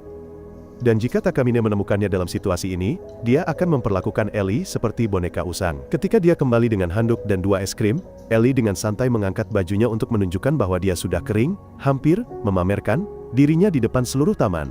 Shiro hampir menjatuhkan es krimnya karena terkejut, memohon padanya untuk tidak memamerkan bukit kembarnya di depan umum. Dia hanya tertawa dan mengatakan tidak apa-apa, karena dia hanya menunjukkannya padanya, karena hubungan mereka lebih dalam dari yang gender bisa. Ketika mereka duduk, Ellie bertanya sekolah mana yang dia tuju. Shot bahkan tidak yakin dia akan kuliah. Dia ingat Takamin menyuruhnya untuk masuk universitas yang sama dengannya, tetapi dengan kondisi keuangan yang ketat, dia tidak tahu apakah itu mungkin. Ketika dia mengakui ini, Ellie memiringkan kepalanya, dan langsung bertanya, apakah dia berkencan dengan gadis ini. Bingung, Shirota panik, tetapi dia dengan mudah membaca ekspresinya, menyeringai, dia menggoda bahwa dia pasti sedang bermimpi untuk memberikan anggur yang enak kepada gadis itu. Ellie dengan canggung menepuk punggungnya, hanya untuk Shirota tersenyum lebih lebar, menyatakan bahwa setiap gadis yang mengundangnya ke sekolahnya pasti diam-diam menyukainya. Dia memberinya es krimnya, tetapi es krim itu meleleh dan menetes ke lehernya. Tanpa ragu, Ellie membungkuk dan menjilatnya, membuat Shiroa meleleh. Dia terkikik melihat reaksinya, berkata, anak perempuan selalu melakukan itu. Tetapi otaknya segera memunculkan gambar, gelap, tentang dia dan Takamine yang sedang berduel, satu sama lain. Kepanikannya hanya meningkat ketika, seolah dipanggil oleh hati nuraninya yang bersalah, Takamine tiba-tiba muncul di belakang mereka. Awalnya, dia tampak sangat marah, tetapi dalam beberapa detik, ekspresinya berubah menjadi senyum mengejek yang biasa, memanggil Shirota berani karena berani merayu di tempat umum. Shota bertanya mengapa dia ada di sini padahal dia seharusnya tidak enak badan. Takamine melipat tangannya, dan menyatakan dia selalu dalam kondisi terbaik. Kemudian, kembali ke ekspresi marah, dia menuntut untuk tahu mengapa dia begitu ramah dengan versi Margot Robbie dari temu ini. Ellie, bukannya tersinggung, malah sangat gembira, senang, karena Takamine memanggilnya Margot Robbie. Ellie mengeluarkan balon air dan menjelaskan bahwa mereka hanya bermain, tetapi wajah Takamine memerah ketika dia salah mengartikannya sebagai sesuatu yang jauh kurang polos. Namun, dia tahu Shirada tidak punya nyali untuk bertindak, jadi dia langsung bertanya kepada Ellie tentang niatnya. Keduanya bersikeras bahwa mereka hanya bermain karena cuaca panas, tetapi imajinasi Takamine kembali melayang. Ketika Ellie mengundangnya untuk bergabung, dia membayangkan skenario threesome yang sama sekali berbeda. Sementara Shiraa dengan gugup mengatakan dia tidak ingin membuatnya basah, Takamine mendengus dan membalas bahwa dia toh tidak cukup kuat untuk membuatnya ingin kotor. Saat Ellie berlari untuk mengisi balon air, Shiroa diam-diam bertanya, apakah Takamine baik-baik saja dengan ini? Hanya untuk ditampar keras di wajah. Dia memarahinya sebagai orang mesum yang tidak tahu malu dan memberinya ceramah tentang fokus pada ujian dan masa depan daripada berkeliaran. Tepat saat Shiro mulai tenggelam dalam rasa malu, Ellie kembali, mengakui bahwa itu adalah idenya dan bersikeras, bahwa dia telah memaksanya bermain. Melihat bungkus balon air di tangannya, Takamine akhirnya menyadari bahwa dia telah terburu-buru, mengambil kesimpulan yang salah. Ellie memperkenalkan dirinya dengan sopan, dan Takamine ingat bahwa dia adalah gadis energik yang dulu bermain dengan Shiota. Malu karena asumsinya sendiri, Takamine berbalik untuk pergi, tetapi Ellie bersikeras agar dia tinggal dan menyuruh Shiro untuk mengambil minuman. Sendirian bersama, Ellie meminta maaf atas perilakunya. Karena bersekolah di sekolah khusus perempuan, dia tidak pernah benar-benar belajar bagaimana menetapkan batasan dengan laki-laki. Dia menjelaskan bahwa wajar bagi seorang wanita untuk merasa ingin melindungi ketika gadis lain mendekati pria yang dicintainya, lalu secara terbuka memuji penampilan Takamine. Ketika Takamine mencoba menyangkal bahwa dia mencintai Shiota, Ellie membongkarnya, mengatakan bahwa itu sudah tertulis jelas di wajahnya. Ketika Shiro kembali, Takamine dengan tegas memperingatkan Ellie untuk tidak mengatakan sepatah kata pun tentang hal itu. Ellie setuju, lalu dengan santai menyebutkan bahwa dia ada sesi pemotretan dan pergi, tetapi tidak lupa menggoda bahwa dia akan bertemu Shota di sekolah persiapan. Ditinggal sendirian, Takamine menjadi curiga dan menuduhnya hanya datang ke sana untuk bermalas-malasan. Shota dengan panik menjelaskan bahwa dia bergabung karena ada masalah yang dia hadapi, dan dia ingin belajar lebih keras agar bisa masuk universitas yang sama dengannya. Pengakuan itu membuat hati Takamine berdebar, meskipun dia kesal karena Ellie mengetahuinya lebih dulu. Berjanji akan membantunya, dia melepas perisainya dan memutar balik waktu, hanya untuk membingkai ulang momen itu. Kali ini, dia memintanya untuk berterima kasih padanya daripada berdebat. Memberinya celana dalamnya, dan memerintahkannya untuk memakaikannya kembali padanya. Sementara dia ragu-ragu, dia dengan lembut mengakui bahwa dia hanya bertindak sejauh itu, karena dia bekerja sangat keras untuknya. Setelah dia selesai, dia meraih tangannya, dan dengan senyum nakal, memberitahunya bahwa dia akan membawanya pulang untuk memeras otaknya dengan belajar. Malam itu, Shiroa belajar di bawah pengawasannya, berjuang untuk fokus dengan kehadiran Churo. Tapi Takamine memerintahkannya untuk fokus sementara dia memeluk Churo di tangannya, memberitahunya bahwa Shiota sedang berjuang untuknya. Suatu hari, setelah les, Shiro keluar bersama Ellie, dan entah kenapa Takamine lewat dan bertanya apakah mereka ingin jalan-jalan, dan Ellie menyarankan untuk pergi ke restoran keluarga favoritnya. Bagi Shiroa, itu aneh karena Takamine belum pernah menunjukkan emosi sebanyak itu kepada siapapun. Pikirannya terganggu ketika pelayan kebetulan menyapa Ellie. Mereka jelas saling kenal, dan Ellie bahkan memesankan makanan untuk mereka. Kemudian, pelayan menyebutkan bahwa dia akan pulang dalam 1 jam. Shiroda bertanya siapa dia dan Ellie mengatakan itu adalah temannya dari sekolah, yang selalu memberinya kentang goreng ekstra. Jadi hari ini, Ellie akan membayar untuk semua orang. Entah dari mana, Takamine bergumam bahwa dia sedang diet, dan Ellie dengan cepat meminta maaf, dan memuji tubuh seksi Takamine. Ketika makanan dihidangkan, Takamine hanya minum teh, sementara piring Ellie terlihat seperti apa yang akan kalian sebut, makanan babi gemuk. Takamine bertanya tentang pelajaran hari ini. Shota mengatakan bahwa tutornya hebat dan mudah diikuti, dan itu sangat menyenangkan karena ada Ellie di sana. Ellie menambahkan bahwa dia juga merasakan hal yang sama, menyebabkan Takamine merasakan tusukan di hatinya, terutama ketika Ellie menyebutkan bahwa mereka dulu belajar bersama. Takamine membentak, bertanya apakah Shota hanya suka belajar dengan perempuan karena dia sendiri pernah ada di daftarnya belum lama ini. Di rumahnya, sendirian. Shota mencoba mengoreksi, tetapi Ellie mengartikannya secara berbeda, bersemangat karena dia tahu betapa pintarnya Takamine. Ellie mengakui bahwa dia dan Shota dulu terlalu banyak bermain dan melupakan pekerjaan rumah, tidak seperti Takamine. Takamine mengejek mengatakan bahwa dia tidak bisa melakukan apa-apa, bahkan jika dia bersama mereka. Kemudian, dia membual bahwa dia pernah berpura-pura menjadi kucing agar Shota belajar. Shota muntah-muntah, mengatakan itu adalah idenya, tetapi Ellie menganggapnya lucu, seperti Halloween, dan menyarankan agar mereka semua belajar dan menginap. Shota mengatakan dia akan bergabung jika serius, tetapi Ellie mengeluh tentang menginap karena mereka juga pernah melakukannya. Takamine membentak, mengatakan itu berbahaya, dan dia memutarbalikkan cerita, memberitahu Ellie bahwa Shiro pernah menggunakan alasan hujan untuk menginap di rumahnya, dan kemudian bersentuhan dengannya di malam hari. Shirota terkejut, tetapi Takamine menginjak kakinya untuk membungkamnya. Ellie tidak mengerti, jadi Takamine melanjutkan bahwa Ellie hanya tahu Shiroda yang polos, bukan yang mesum.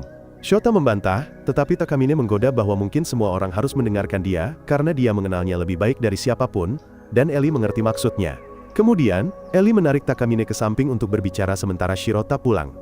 Ellie meminta maaf jika Takamine berpikir dia mencoba merebut Shirota, meyakinkannya bahwa dia tidak melakukannya, karena dia sudah punya orang lain. Dan sejujurnya, dia lebih suka Takamine daripada Shota. Takamine terdiam, tidak mengerti, sampai Ellie pergi bersama pelayan yang sama tadi, bergandengan tangan. Dan baru saat itulah, Takamine menyadari bahwa gadis ini lebih menyukai sesama jenis daripada lawan jenis. Ketika dia bertemu Shirota lagi, dia bertanya apa yang mereka bicarakan. Takamine menggoda mengatakan, mereka sedang mendiskusikan betapa mesumnya dia. Shiroda hampir mati di tempat, tetapi dia menganggapnya sebagai pembicaraan gadis-gadis. Ketika mereka melewati taman, Takamine menemukan balon air Ellie masih ada di tasnya dan menantang Shiroda, mengatakan bahwa pemenang akan membuat yang kalah melakukan sesuatu. Shota menolak, tetapi dia menggeram, bertanya mengapa dia bermain dengan Ellie, tetapi tidak dengannya. Jadi mereka bermain. Shiroda sudah tahu dia tidak bisa mengalahkan Takamine, dan dia juga tidak ingin membasahi gaunnya, jadi dia melempar dengan lemah, tetapi Takamine sengaja melompat ke arah lemparan, membuat dirinya basah seperti Ellie sebelumnya. Dia melotot. Bertanya apakah hari itu dia hanya melihat seorang gadis basah, atau ada sesuatu yang lebih dari itu. Shiro panik, yang membuatnya marah, dan dia melemparkan keempat balon air padanya sekaligus. Takamine kemudian menang dan sebagai hadiahnya, dia memerintahkan Shirota untuk menjilati keringatnya. Dia terdiam, teringat ketika Ellie menjilat es krim dari lehernya dan menyadari bahwa Takamine ingin melakukan lebih dari itu. Dia memohon padanya untuk berhenti karena ini adalah tempat umum, tetapi dia memaksa, bahkan menyebutkan bahwa Ellie menjilatnya sehari sebelumnya. Dia menyadari dia cemburu, jadi untuk menyenangkan dia mengatakan akan menjilat lehernya, tetapi Takamine menyeringai dan menunjukkan lehernya yang bersih. Dia ingin tempat yang berkeringat, seperti di bawah roknya, di antara pahanya, di atas, bukit kembarnya, atau mungkin semuanya. Shiroda menolak, tetapi dia memanggilnya pembohong dan tahu bahwa dia tidak akan mundur, dia akhirnya menyerah. Di balik pepohonan, Takamine mengangkat roknya. Shiroda berlutut dan, bingung dengan kulitnya yang halus, memilih perutnya. Dengan semua ketegangan itu, dia melakukannya. Sementara Takamine berusaha sekuat tenaga untuk tidak mengeluarkan desahan kesenangan. Ketika selesai, dia menyuruhnya untuk tidak terlalu banyak berpikir, karena mereka jarang bertemu akhir-akhir ini, dan dia hanya ingin bersamanya. Dia bahkan meminta maaf, karena kenangannya tentang Ellie kini telah digantikan olehnya, tetapi itu sudah cukup dan mengkonfirmasi padanya bahwa Takamine cemburu. Namun panasnya momen itu menyusul dan Shiroa akhirnya demam, pingsan. Pada hari terakhir musim panas, Shiroa dan Takamine pergi berlibur. Dia telah membantunya belajar tanpa meminta imbalan apapun, tetapi dia ingin membalasnya. Jadi, untuk pertama kalinya, dia ingin menjadi seorang pria. Mereka berjalan-jalan, dan Shiro menyebutkan ingin minum kopi. Takamine mengeluarkan kupon, dan seperti biasa, ingin mengendalikan. Ketika Shiro kembali dengan minuman, dia memutar waktu hanya untuk bersikeras, agar dia menggunakan kuponnya. Dia bahkan menariknya ke tempat yang sepi, sesuatu yang langka baginya. Kemudian di sebuah toko, Takamine menunjuk ke sebuah boneka kelinci, mengatakan bahwa itu lucu. Dia diam-diam membelinya, dan ketika dia memberikannya padanya, dia mengatakan bahwa dia lebih suka memberinya sesuatu daripada menerima. Dia bertanya kepadanya apa lagi yang ingin dia lakukan. Dia mengatakan pergi berlayar karena itu akan menjadi yang pertama baginya, tetapi ternyata itu juga yang pertama baginya. Ketika dia mendayung perahu, Takamin kesal dan menuntut giliran. Ketika dia menolak, dia melompat ke air, melepaskan pakaiannya untuk memutar waktu. Namun, kali ini, dia mengenakan pakaian dalamnya sendiri. Shiro menunjuk hal itu dan dia pergi, mengatakan bahwa dia terlalu lambat. Dia meminta maaf, khawatir perjalanan ini membuang waktunya, tetapi dia mengatakan itu karena dia memaksakan diri alih-alih menikmati momen itu. Dia mengingatkannya bahwa alasan dia membawanya ke sini adalah untuk memberinya hadiah, karena telah bekerja keras, dan dia akhirnya memahami perilaku anehnya, jadi dia berterima kasih padanya atas bantuan, pelajaran, dan liburan. Kejujuran itu mengejutkannya. Bingung, Takamine akhirnya setuju untuk mengikuti arahannya selama sisa perjalanan. Beberapa hari kemudian, Shiro seharusnya belajar dengan Takamine. Tetapi di tengah jalan, dia bertemu Eli secara kebetulan, dan entah mengapa dia ikut. Ketiganya, akhirnya belajar bersama, tetapi Takamine marah. Sementara Eli sangat gembira, berada di kamar Takamin, dan dia bahkan mengakui bahwa dia selalu ingin belajar dengannya. Takamine tidak bisa menahannya lagi. Dia membentak, bertanya mengapa Eli tidak belajar dengan kekasih tarikannya. Eli mengangkat bahu, mengatakan bahwa Ruri terlalu sibuk akhir-akhir ini, jadi dia tidak punya teman bermain. Takamine membentaknya untuk pergi ke taman bermain, jika dia ingin bermain game. Tapi Eli sama sekali tidak tersinggung, dan saat itulah Shiro teringat sesuatu yang pernah dikatakan Eli, bahwa dia lebih suka gadis. Kecurigaannya dikonfirmasi saat Eli secara tidak sengaja menyodok aset Takamine sambil menanyakan sebuah pertanyaan padanya. Takamine segera berdiri dan menyuruh Shirota keluar untuk membeli minuman. Dia ingin menolak, takut meninggalkannya sendirian dengan Eli, tetapi tatapan mematikan dari Takamine membuatnya lari. Sendirian, Takamine tidak bertele-tele. Dia menyuruh Eli pergi, menyatakan bahwa mengajar Shiro sudah cukup sulit tanpa tambahan orang bodoh lagi. Eli hanya tersenyum, tetapi sebelum pergi, dia bertanya, apakah Takamine sedang menjalin hubungan dengan Shirota? Takamine dengan tegas menyangkalnya, tetapi Eli sudah melihat menembus dirinya. Dia mengejek bahwa Shiroda sulit didekati, selalu melewatkan petunjuk yang akan membuat siapapun lelah. Itu tepat mengenai Takamin, dan dia mengakui bahwa Eli benar karena tidak peduli seberapa keras dia mencoba merayunya. Kepala kerasnya tidak pernah menyadarinya. Eli terkejut dengan kejujurannya, dan Takamine mundur, mengatakan bahwa itu semua hanya tentang temannya. Eli berpura-pura, dan bertanya apa yang telah dilakukan teman ini. Takamine menceritakan semuanya mulai dari perilaku seperti kucing, drama di kamar mandi, setiap usaha kecil. Eli cemburu, tetapi tetap diam. Takamine melanjutkan dengan mengatakan bahwa jika pria itu tidak dapat mengenali petunjuk dari seorang wanita hebat seperti temannya, maka ada sesuatu yang salah dengannya. Eli bertanya, apakah pria itu pernah menunjukkan sesuatu sebagai balasan? Takamine berpikir sejenak tentang suatu malam ketika pria itu bergegas ke rumah temannya, khawatir sakit karena dia, bahkan merencanakan kencan dan belajar keras untuk masuk ke kampus yang sama. Eli hampir meledak ketika mendengar Takamin terus memanggilnya teman dan Shota sebagai pria itu. Takamine menggambarkannya sebagai orang yang sederhana, tidak istimewa, tetapi tulus dan orang yang bertanggung jawab. Eli melompat menyatakan bahwa jika seseorang bersedia untuk mengabdikan diri, seperti belajar untuknya, dan merencanakan masa depan bersamanya, maka itu adalah cinta, sederhana, dan jelas. Takamine membeku karena dia belum menyebutkan kebodohannya, tetapi Eli bersikeras itu hanya spekulasi. Kemudian, dia bertanya apakah Eli datang ke sini hanya untuk menyentuh aset yang tak tertahankan miliknya. Eli meminta maaf, tetapi mengatakan itu bukan salahnya. Tubuh Takamine menarik bagi pria dan wanita. Takamine menyeringai, lalu menawarkan untuk membiarkannya menyentuhnya. Ketika Shiro kembali, dia setengah berharap Takamine telah melempar Eli keluar dengan lemparan, tetapi suara-suara dari dalam membuatnya penasaran. Dari dalam kamar, dia mendengar Takamine memarahi Eli untuk tidak memegang terlalu erat. Sementara Eli terkesiap bahwa itu terlalu lembut. Shiroda hampir kehilangan akal, tetapi kemudian Eli berteriak bahwa dia tidak ingin dijilat. Imajinasi Shot melayang jauh sampai dia menyadari mereka hanya bermain dengan Kuro. Hari-hari berlalu, dan musim hujan dimulai. Dalam perjalanan ke sekolah, Shirota dan Takamine senang, karena hujan sudah reda, sehingga seragam mereka tidak basah. Tapi Takamin berkomentar bahwa itu menguntungkannya, karena jika dia kehilangan perisai pertamanya, dia bisa menyembunyikannya di balik jaketnya, tidak seperti musim panas ketika bagian-bagian berharganya terlalu terlihat. Saat itulah Shiro menyadari bahwa setiap kali dia mengenakan jaketnya, dia sering tidak mengenakan apa-apa di bawahnya. Dia memperhatikan ekspresinya, dan bertanya apakah ceritanya membosankan, tetapi dia menggelengkan kepalanya begitu cepat, sehingga dia memutuskan untuk bermain game. Dia menyuruhnya untuk berbalik, dan ketika dia selesai memutar waktu, dia harus menebak pakaian dalam apa yang telah dia hilangkan, sebelum mereka mencapai stasiun kereta. Dan pemenang akan bisa memberi perintah kepada yang kalah. Bagi Shiota, itu benar-benar sebuah pertaruhan. Takamin mengejeknya untuk menggunakan keahlian detektor sesatnya untuk mendeteksi suara gesekan kain saat dia berjalan, tetapi dia berteriak bahwa dia bukan semacam penyihir. Dia menaikkan taruhan bahwa jika dia menang, dia bisa memintanya belajar dengan pakaian renang. Baginya, membiarkan orang rendahan seperti dia memberinya perintah akan menjadi berkah. Dia menolak, mengatakan dia tidak menginginkan itu, dan dia bertanya apa yang ingin dia lakukan jika dia menang. Dia mengatakan kepadanya bahwa dia ingin mengikatnya, dan membuatnya mendengarkan suaranya berulang kali sepanjang malam melalui headphone, dan Shirota merasa harga dirinya hancur. Namun, dia masih mencoba menganalisis langkahnya dengan hati-hati. Ketika dia menemukan genangan air, dia berpikir untuk menggunakannya untuk mengintip di bawah roknya, tetapi menghentikan dirinya sendiri. Di stasiun, dia menanyakan jawabannya. Dia menebak dia kehilangan bra, dan dia mengatakan kepadanya bahwa itu salah, dan itu adalah celana dalamnya.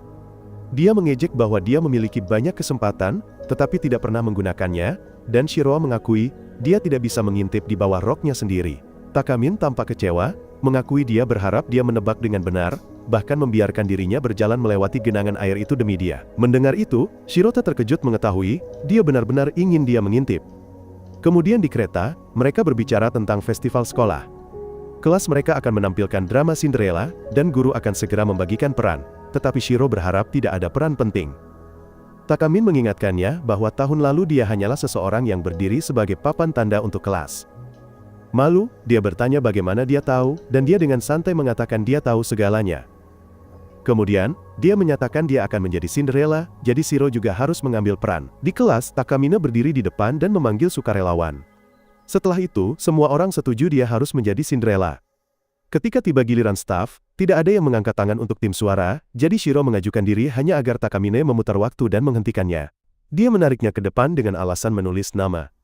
Tanpa jalan keluar, Shiro berdiri di sampingnya, sampai dia sengaja menekan rotinya ke tongkatnya dan kemudian menunduk ke meja, bertanya siapa yang ingin menjadi pangeran. Shiroda hampir pingsan karena sengatan panas, tetapi tidak ada yang memperhatikan. Banyak anak laki-laki mengajukan diri sampai anak laki-laki paling populer, Seiya, berdiri, dan dengan kehadirannya, yang lain mundur. Takamin berbisik bahwa Seiya bisa menjadi pembawa pakaian dalam keduanya, karena sebagai pangeran, dia akan dekat dengannya. Selain itu, dia cerdas dan bisa dengan mudah memerasnya untuk mendapatkan bantuan. Ide itu membuat Shiro ngeri, karena dia tidak ingin Seiya menyandera Takamin. Jadi, tanpa pilihan lain, dia juga mendaftar sebagai pangeran. Takamin senang Shiro mendaftar untuk drama itu. Meskipun, jelas kehadiran Seiya telah memicu keberanian yang tiba-tiba. Ketika suara dihitung, Shiota kalah dari Seiya tanpa pertanyaan. Dalam perjalanan pulang, Shiota bertanya, apakah dia benar-benar berniat menjadikan Seiya pembawa lemari pakaian keduanya. Takamin berhenti, melihat ke belakang, dan mengakui itu adalah jebakan, hanya tipuan untuk membuatnya mendaftar sebagai pangeran. Tapi karena dia kalah, setidaknya dia bisa menjadi penjaga pangeran, yang berarti banyak waktu di atas panggung. Dia terus berjalan, menambahkan bahwa dia tidak ingin dia terjebak sebagai staf belakang panggung, karena jauh di lubuk hatinya, dia ingin dia menikmati festival itu. Saat acara semakin dekat, latihan menjadi setiap hari. Pada hari persiapan terakhir, setiap orang tanpa peran akting terpaksa melakukan tugas di belakang panggung. Takamine secara pribadi menugaskan Shirota, yang segera membuat klub penggemar fanatiknya heboh. Shiro menyadari Takamin tidak pernah berinteraksi secara terbuka dengannya di sekolah sampai hari ini, dan itu saja membuatnya cemas karena dia selalu punya rencana. Saat melukis pemandangan, dia merusak lampu.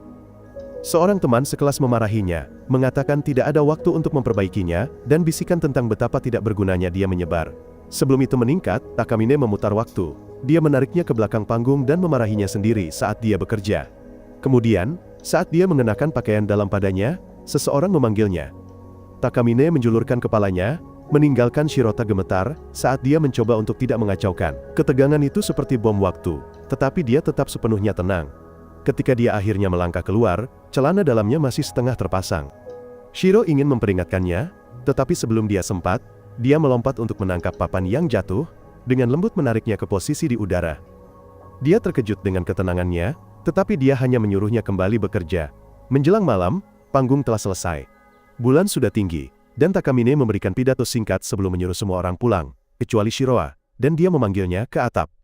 Dia bersiap untuk dimarahi, tetapi sebaliknya dia hanya ingin menikmati langit malam, mengetahui bahwa ini adalah festival sekolah terakhir mereka sebelum ujian mengambil alih. Takamin mengakui dia selalu menyukai malam sebelum festival, terutama tahun ini dengan pembawa lemari pakaiannya di sisinya. Dia berharap mereka bertemu di tahun pertama. Shiro menyadari dia membawanya ke sini hanya untuk berbagi momen dan dia berjanji akan berada di sisinya di festival sekolah, karena dia bertekad untuk bersamanya sepanjang jalan menuju universitas. Takamine menjadi diam, lalu mengakui dia dulu tidak menyukai Cinderella. Dia membenci gagasan untuk tetap diam tentang apa yang Anda inginkan. Dan baginya, jika Anda menginginkan sesuatu, Anda harus berjuang untuk itu. Dan tidak ada ibu peri di kehidupan nyata. Namun, dia memahami sangkar Cinderella, frustrasi karena menginginkan, tetapi tidak bisa meraih. Kali ini, dia akhirnya bisa mengatakannya. Takamin mendekat dan meraih tangan Cher. Dia akan mengaku, tetapi kemudian dia bersin. Dan Shiroda, sepenuhnya melewatkan sinyal seperti orang bodoh, mengatakan bahwa dia seharusnya memberitahunya lebih awal, bahwa dia ingin pulang. Tangannya sedingin es, jadi dia melemparkan jaketnya ke bahunya, tanpa berpikir. Takamin membiarkan momen itu berlalu dan mereka berjalan pulang bersama. Keesokan harinya, festival dimulai. Kegembiraan menyebar ke seluruh sekolah, tetapi di sudut, Shiro gemetar. Takami menyadarinya, dan menariknya keluar untuk melihat-lihat kelas lain. Hanya tatapannya saja sudah cukup menakutkan, tetapi memegang tangannya di depan umum, lebih buruk lagi karena para pengagum fanatiknya menikamnya dengan tatapan tajam seperti pisau. Kemudian, dia menariknya ke rumah hantu, dan di dalamnya, Shiota berpikir bahwa menjaga jarak akan membantu meredakan rumor. Tapi, Takamin mulai gemetar. Jelas sangat ketakutan, dia teringat ketakutannya akan Guntur, dan menyarankan untuk pergi. Namun, karena selalu sombong, dia menyangkal ketakutannya. Tetapi begitu hantu melompat keluar, dia menjerit dan memutar waktu kembali. Meskipun demikian, Sota dengan lembut menyarankan sekali lagi, dan dia bersikeras bahwa dia hanya berpura-pura takut untuk menenangkannya. Dalam 1 menit, hantu lain muncul. Dia menjerit, memutar waktu kembali sekali lagi, dan kemudian dengan curiga bertanya, apakah dia terkutuk. Shota meyakinkannya bahwa itu semua palsu. Dan sekali lagi, dia menyarankan untuk pergi, tetapi sekali lagi, dia menolak. Pada percobaan ketiga, dia maju ke depan, tetapi ketika hantu meraih kakinya dan laba-laba jatuh dari atas, dia kehilangan ketenangan, berpegangan erat pada pakaian Shirota dalam kepanikan, hampir mengungkapkan segalanya kepadanya. 2 gadis kebetulan lewat, dan dengan berpikir cepat, Shirota menyamar sebagai salah satu hantu, menutupi Takamine sampai mereka lewat. Ketika mereka akhirnya keluar, Shirota meminta maaf, menyadari bahwa dia telah pergi sejauh itu, hanya untuk mengalihkan perhatiannya dari kecemasannya. Takamine menepisnya, mengatakan bahwa kepanikannya hanyalah sandiwara. Kemudian, dia menunjukkan bagaimana dia berdiri dan berubah menjadi hantu, yang berarti dia membuat kemajuan. Shiroda tahu dia menyembunyikan kelemahannya, tetapi tetap membiarkannya. Kembali ke kelas, kepanikan pecah saat Seiya masih belum muncul. Ketika pintu terbuka, dia terhuyung-huyung masuk seolah-olah dia baru saja jatuh dari gedung. Dia menepisnya sebagai kecelakaan kecil sebelum batuk darah. Ruangan itu meledak dalam kepanikan dan dia dibawa ke ruang kesehatan. Shirota mendesak Takamin untuk memutar waktu, tetapi dia tidak melakukannya. Sebaliknya, dia menyatakan bahwa mereka harus mengganti pangeran. Semua orang terdiam. Shiota tahu betapa pentingnya drama ini baginya, tetapi dia sepenuhnya serius. Hanya 1 jam tersisa, dia mengatakan mereka bisa memotong peran yang tidak penting, dan penjaga pangeran hanya memiliki 2 baris dialog. Shiota sekarang adalah pangeran, dan di belakang panggung, Shiota menggumamkan dialog pangeran. Dia baru berlatih 2 kali, dan yang bisa dia lakukan sekarang hanyalah berpegang pada poin-poin penting. Di atas panggung, ibu tiri menyeruput teh, meringis, dan melemparkannya langsung ke gaun Cinderella. Para penonton terkesiap melihat sekilas, asetnya, dan gelombang sorakan meledak. Bahkan Ellie, yang biasanya menjadi pendukung terbesar Takamin, marah karena cemburu. Seluruh kelas menonton dari balik panggung, terpukau oleh reaksi kerumunan. Saat ibu tiri dan para saudari pergi, Takamin menyanyikan bagian tragis Cinderella. Ibu peri muncul, memberkati dia, dan tirai tertutup. Ketika terbuka lagi, Cinderella tampil memukau dalam gaun indahnya. Saraf Sota menegang saat gilirannya untuk naik panggung. Seorang teman sekelas menepuk pundaknya, menyemangatinya. Kemudian Takamine memanggilnya untuk mengatakan dia hanya perlu bersenang-senang. Itu mengingatkannya pada momen di atap ketika dia mengatakan dia hanya ingin menikmati festival. Sang putri memanggil, dan Shiroda melangkah ke panggung, menarik napas dalam-dalam dan menghadapi kerumunan. Namun ketika dia melihat semua mata tertuju padanya, tubuhnya kaku, dan dia tidak bisa berkata-kata. Melihatnya berjuang, Takamin mendorongnya ke bawah, melepaskan perisainya, dan mengatur ulang waktu sebelum dia naik panggung. Dia menyeretnya ke ruang ganti, memarahinya karena terlalu ceroboh.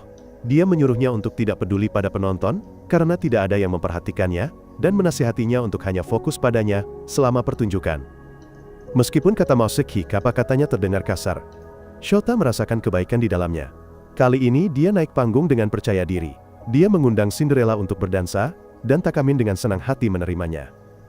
Merasa lega karena telah mengucapkan baris pertamanya dengan lancar, Shirota menunggu bagian solonya sebelum gilirannya. Ketika lampu padam, dia membuka matanya dan melihat wajahnya menempel pada Takamin. Saat dia bernyanyi dengan suara bidadarinya, dia dengan hati-hati membantunya mengenakan kembali perisai peri-nya. Ketika lampu menyala kembali, dia berhasil kembali ke posisinya tepat waktu, dan cerita berlanjut dengan lancar. Pada puncaknya, pangeran datang ke rumah Cinderella untuk mencoba sepatu kaca, tetapi tiba-tiba Seiya masuk, menyatakan Shiroda sebagai penipu yang telah merebut perannya saat dia terluka. Shiroda terdiam sekali lagi, karena ini tidak ada dalam naskah. Takamine dengan cepat menyesuaikan, tetapi Seiya melangkah lebih jauh, mengatakan bahwa Takamin seharusnya tidak membiarkan orang kotor seperti Shirota menyentuhnya, menyombongkan diri bahwa dia telah mengoleskan krim tangan sepanjang minggu. Shiro menyadari Seiya hanya cemburu, ingin menjadi orang yang menyentuhnya.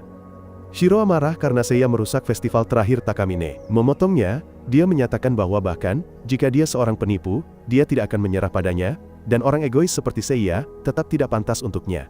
Kata-katanya mengguncang penonton, Takamin sendiri, menjadikannya pahlawan sejati dalam drama itu. Narator menggoda kerumunan, menanyakan siapa yang akan dipilih Cinderella, tetapi Takamine tiba-tiba mencium Shiro di atas panggung, mengejutkan semua orang. Dia menyeretnya keluar dari panggung, dan keduanya berlari keluar teater, membuat penonton menjadi kacau. Kemudian, para gadis bertanya apakah dia benar-benar mencium Shiroda, dan Takamin dengan santai mengatakan dia hanya melakukan apa yang diperlukan untuk menyelamatkan drama itu. Saat festival berakhir, dia memuji Shiro atas aktingnya, sementara dia diam-diam bertanya-tanya apakah ciuman itu adalah hadiah karena telah bersikap baik. Ketika dia bertanya mengapa dia menciumnya, Takamin berkata dia akan melakukannya lagi, dan lagi sampai dia mengerti, menyiratkan bahwa ada lebih banyak di baliknya. Shiroda mengira itu, karena dia ingin dia menjadi budaknya di universitas. Tetapi Takamine merasa frustrasi, mengatur ulang waktu lagi ketika dia salah paham. Karena dia harus menghadiri upacara penutupan, dia menyuruhnya untuk berpikir hati-hati, dan sampai dia menemukan alasan sebenarnya, dia akan tetap menjadi budak kesayangannya. Dan untuk terakhir kalinya, Shiroda telah memakaikan pakaian dalam pada Takamin. Tapi kali ini, dia rela melakukannya, diam-diam berharap mereka akan bersama untuk waktu yang lama. Komentar di bawah perisai peri. Jika Anda menonton sampai akhir, silakan berlangganan, agar tidak ketinggalan video berikutnya.